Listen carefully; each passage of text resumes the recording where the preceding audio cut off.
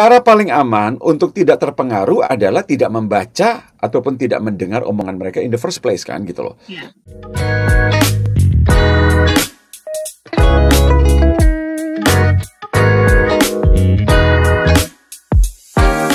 Selamat malam untuk Anda semua listeners yang sudah ready dan juga standby mendengarkan program Smart NLP.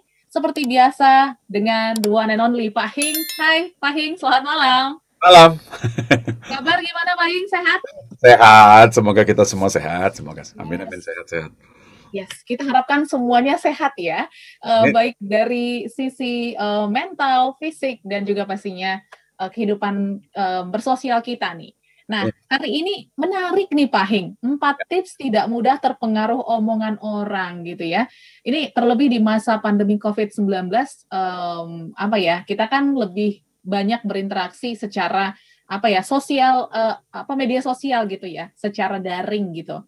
Tapi kita justru lebih mudah nih Pak Hing untuk percaya ataupun terpengaruh omongan orang, terlebih nih di grup-grup WA, di grup-grup Facebook. Ini kita sering banget nih terpengaruh terlebih omongan-omongan yang nggak benar. Ini sebenarnya gimana sih otak kita mencerna ataupun otak kita melihat omongan-omongan orang dari luar ke dalam, Pak Hing? Karena ya secara sosial gitu loh, kita kan ingin di-accept ya. Gitu loh. Kita merasa bahwa diterima orang lain itu berarti salah satunya adalah kita perfect gitu loh. Kita merasa social approval, jadi kita ingin kalau bisa ada komentar baik mengenai kita di mana-mana gitu loh. Karena itu kadang-kadang kita kepo aja gitu loh. Dia ngomong apa sih mengenai gue? Gitu. Karena kita ingin perfect.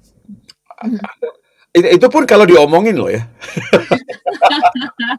Kalau diomongin, ya. Seperti yang Pak Hing bilang, kita punya kecenderungan ingin diterima gitu ya. Jadi kadang kita tuh kepo dan juga penasaran sebenarnya orang ngomongin kita itu apa sih dan pandangannya seperti apa sih gitu ya. Tapi mungkin sebelum kita berbincang lebih lanjut lagi Pak Hing, sepertinya langsung aja kita ke tips yang pertama ya. Gimana caranya supaya tidak terpengaruh, Pak Hing? Silakan. Jadi ini langsung saya mau asumsikan begini, karena judul kita itu tidak mudah terpengaruh omongan orang. Ini berarti ada preasumsi bahwa kita diomongin gitu kan. Ya. Dan ada preasumsi juga oleh orang-orang tertentu gitu loh. Ya, karena memang kalau ada orang-orang tertentu yang ngomongin kita yang terpengaruh banget. Sementara ada orang yang kalau mereka ngomong juga kita siapa sih dia gitu ya. Nah, tetapi ada orang-orang tertentu yang memang kita khawatir omongin kita gitu. Nah, itu yang mengganggu produktivitas tadi kita, Audrey ya. Jadi tips yang pertama ini saya langsung aja dengan khas NLP 5 indera kita.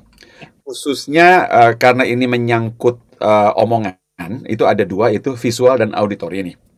Nah, cara paling aman, Audrey, untuk tidak terpengaruh omongan orang adalah tidak mendengar omongan mereka dan tidak membaca komentar mereka. Itu dulu kan. Paling aman.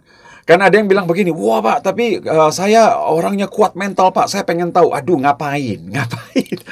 Kepo ya.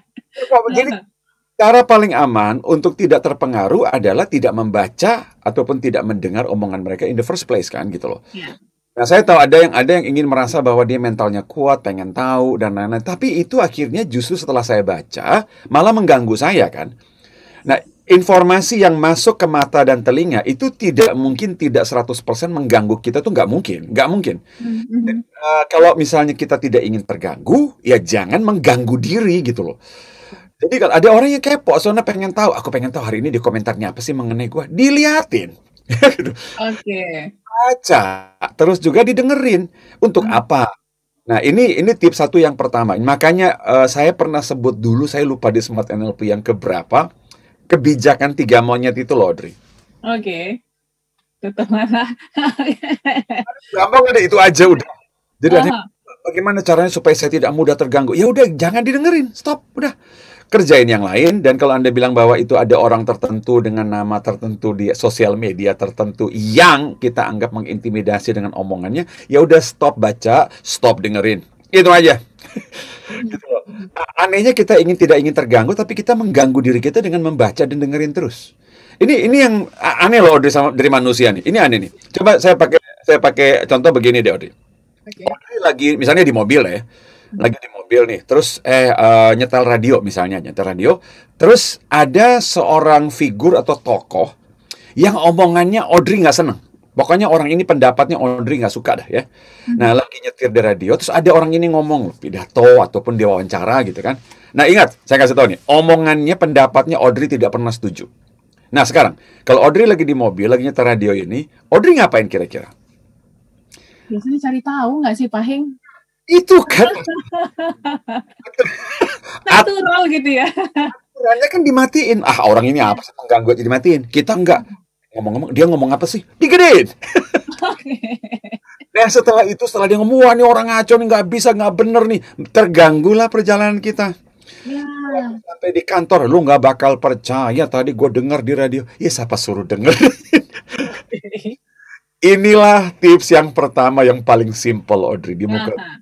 Stop dengerin, stop baca. Kalau memang kita akan terganggu oleh omongan someone, pendapat seseorang, stop baca, stop dengerin. That's it. Oke. Cukup simpel tapi realitanya sangat susah banget ya, Pak Hing ya. Nanti kita akan berbincang lagi lebih jauh mengenai omongan orang ya. Gimana sih caranya, dan juga pastinya kata-kata pengaruh-pengaruh yang seperti apa yang seharusnya kita hindari ya, Pak Hing. Setelah ini juga kita akan bahas.